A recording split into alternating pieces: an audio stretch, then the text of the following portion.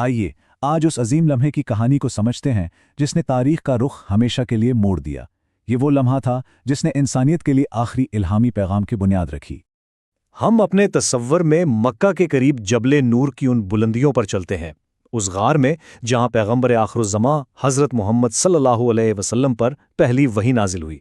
लेकिन वही के पहले लफ्ज़ के नुज़ूल से भी पहले एक गहरी रूहानी तलाश का दौर था, एक तैयारी का मरहला जो आने वाले अजीम मर्तबे की बुनियाद बन रहा था।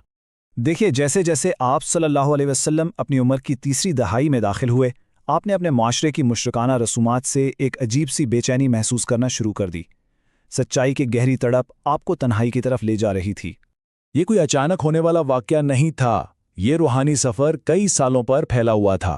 33 साल की उम्र से ही गौर व फिक्र का आगाज़ हुआ और 40 साल के करीब पहुँचते पहुँचते आप सल्लल्लाहु अलैहि वसल्लम अक्सर पानी और सत्तू जैसी मामूली चीज़ें लेकर कई कई दिन ग़ारे हिरा में इबादत के लिए चले जाते, और फिर आखिरी 6 महीनों में आपको सच्चे ख्वाबों का एक सिलसिला नजर आने लगा।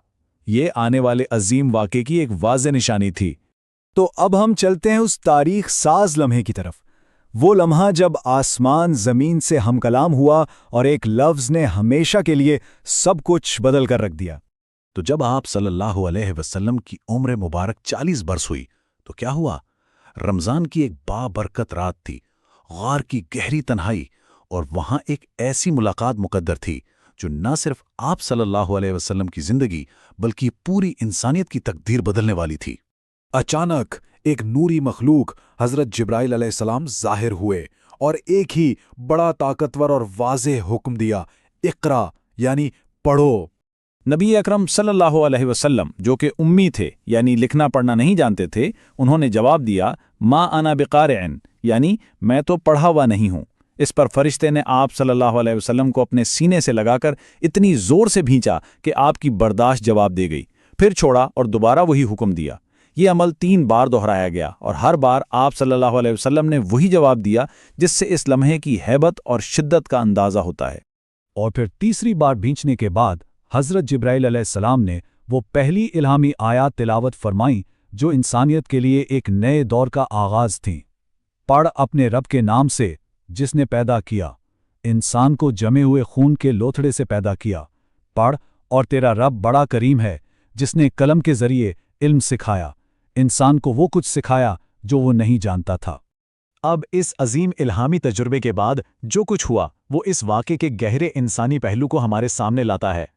सोचिए, इस गैर मामूली वाक़े की हैबत से आप सल्लल्लाहु अलैहि वसल्लम का दिल कांप रहा था।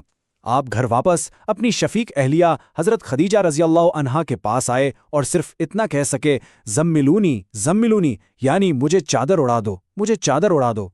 आप सल्लल्लाहु अलैहि वसल्लम को अपनी जान का खौफ महसूस हो रहा था। लेकिन हज़रत खदीजा रज़ियल्लाहु अन्हा ने ज़रा भी घबराहट नहीं दिखाई, बिल्कुल नहीं, बल्कि उनका जवाब फौरी, गैर मुतज़लज़िल ईमान और मोहब्बत से भरा हुआ था। उन्होंने वो अल्फाज कहे जो तारीख में हमेशा याद रखे जाएंगे और जिन्होंने इस लम्हे सबसे ज़्यादा तसल्ली दी। और उनके इस यकीन की वजह क्या थी?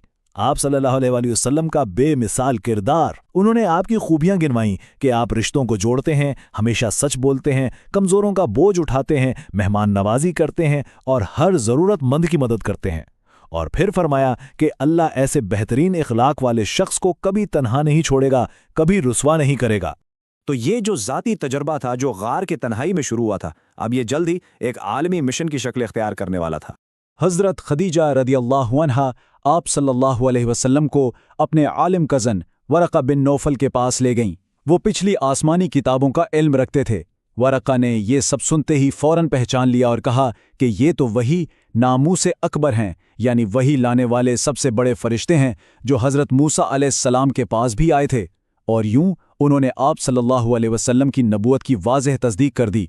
वरक़ा ने ना सिर्फ नबूवत की तस्दीक की बल्कि आने वाली मुश्किलात के बारे में भी बता दिया। उन्होंने कहा कि आपकी कौम आपको निकाल देगी। जब रसूलुल्लाह सल्लल्लाहु अलैहि वसल्लम ने हैरत से पूछा, क्या वाकई वो मुझे निकाल देंगे? तो वरक़ा ने जवाब दिया, हाँ, जब भी कोई नबी आप जैसा पैगाम लाया उसकी कौम ने उससे दुश्मनी ही की।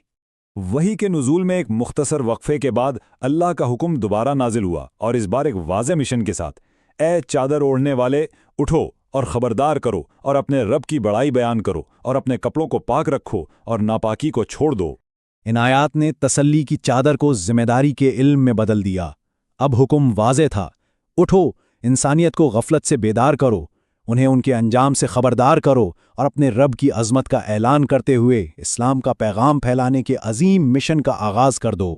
اس ایمان افروز سفر میں ہمارے ساتھ شامل ہونے کا بہت شکریہ۔ ہم امید کرتے ہیں کہ آپ دارالحکمہ پر ہمارے ساتھ اسلامی تاریخ کے بارے میں اپنے علم کو اسی طرح گہرا کرتے رہیں گے۔